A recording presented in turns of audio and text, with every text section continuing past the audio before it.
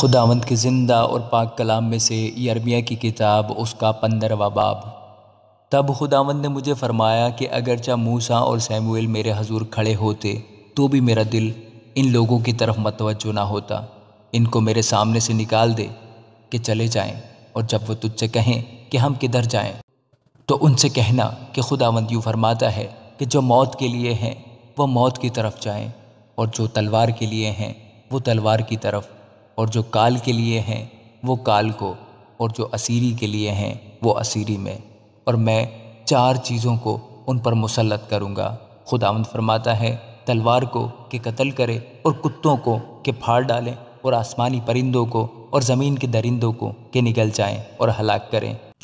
اور میں ان کو شاہ یہودا منسی بن حزقیہ کے سبب سے اس کام کے باعث جو اس نے یروشلم میں کیا ترک کر دوں گا کہ زمین کی سب مملکتوں میں دھکے کھاتے پھریں۔ اب اے یروشلم، کون تجھ پر رحم کرے گا؟ کون تیرا ہمدرد ہوگا؟ یا کون تیری طرف آئے گا کہ تیری خیر و عافیت پوچھے؟ خداوند فرماتا ہے، تو نے مجھے ترک کیا اور برگشتہ ہو گئی، اس لیے میں تجھ پر اپنا ہاتھ بڑھاؤں گا اور تجھے برباد کروں گا۔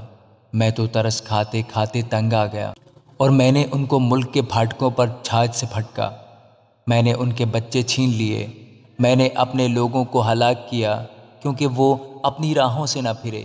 ان کی بیوائیں میرے آگے سمندر کی ریت سے زیادہ ہو گئیں۔ میں نے دوپہر کے وقت جوانوں کی ماں پر غارت گر کو مسلط کیا۔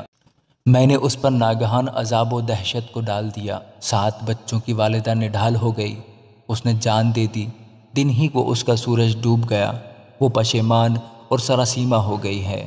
خداوند فرماتا ہے، میں ان کے باقی لوگوں کو ان کے دشمنوں کے آگے تلوار کے حوالہ کروں گا۔ اے میری ماں، مجھ پر افسوس کہ میں تجھ سے تمام دنیا کے لیے لڑاکا آدمی اور جھگڑالو شخص پیدا ہوا۔ میں نے تو نہ سود پر قرض دیا اور نہ قرض لیا، تو بھی ان میں سے ہر ایک مجھ پر لعنت کرتا ہے۔ خداوند نے فرمایا، یقیناً میں تجھے تقویت بخشوں گا کہ تیری خیر ہو۔ یقیناً میں مصیبت اور تنگی کے وقت دشمنوں سے تیرے سامنے التجا کراؤں گا۔ کیا کوئی لوہے کو یعنی شمالی فولاد اور پیتل کو توڑ سکتا ہے؟ تیرے مال اور تیرے خزانوں کو مفت لٹوا دوں گا، اور یہ تیرے سب گناہوں کے سبب سے تیری تمام سرحدوں میں ہوگا۔ اور میں تجھ کو تیرے دشمنوں کے ساتھ ایسے ملک میں لے جاؤں گا جسے تو نہیں جانتا، کیونکہ میرے غضب کی آگ بھڑکے گی اور تم کو جلائے گی۔ اے خداوند، تو جانتا ہے، مجھے یاد فرما اور مجھ پر شفقت کر، اور میرے ستانے والوں سے میرا انتقام لے۔ تو برداشت کرتے کرتے مجھے نہ اٹھا لے۔ جان رکھ کہ میں نے تیری خاطر ملامت اٹھائی ہے۔ تیرا کلام ملا اور میں نے اسے نوش کیا، اور تیری باتیں میرے دل کی خوشی اور خرمی تھیں، کیونکہ اے خداوند رب الافواج، میں تیرے نام سے کہلاتا ہوں۔ نہ میں خوشی منانے والوں کی محفل میں بیٹھا اور نہ شادمان ہوا۔ تیرے ہاتھ کے سبب سے میں تنہا بیٹھا، کیونکہ تو نے مجھے قہر سے لبریز کر دیا ہے۔ میرا درد کیوں دائمی اور میرا زخم کیوں لا علاج ہے کہ صحت پذیر نہیں ہوتا؟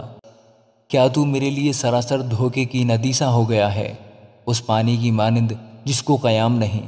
اس لیے خداوند یوں فرماتا ہے کہ اگر تو باز آئے تو میں تجھے پھیر لاؤں گا، اور تو میرے حضور کھڑا ہوگا، اور اگر تو لطیف کو کثیف سے جدا کرے تو تو میرے منہ کی مانند ہوگا۔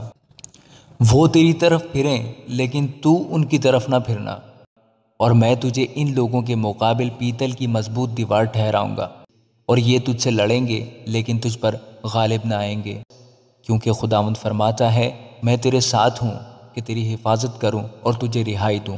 ہاں، میں تجھے شریروں کے ہاتھ سے رہائی دوں گا اور ظالموں کے پنجے سے تجھے چھڑاؤں گا۔ آمین۔